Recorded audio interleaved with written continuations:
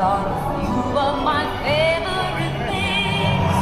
When the dog bites, when the bees sting, when I'm feeling sad, I simply remember my favorite thing, and then I don't feel so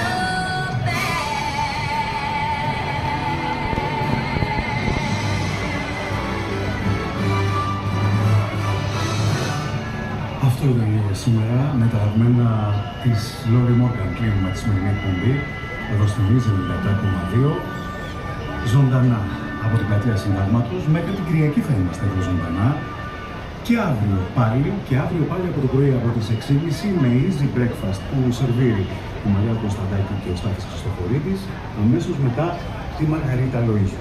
Και συνέχεια μαζί μου στις 2 το μεσημέρι. Τώρα μικρόφωνο στο Μαρούσι, στην Μαρία Φαλιάκη που θα συνεχίσει μαζί σας για τις επόμενες 3 ώρες και εμείς θα λέμε αύριο στις 2 ακριβώς, στο Ρέζι με τα 2, εδώ ζωντανά από την πλατεία Συντάγματος. Καλό βράδυ σε όλους και όλους.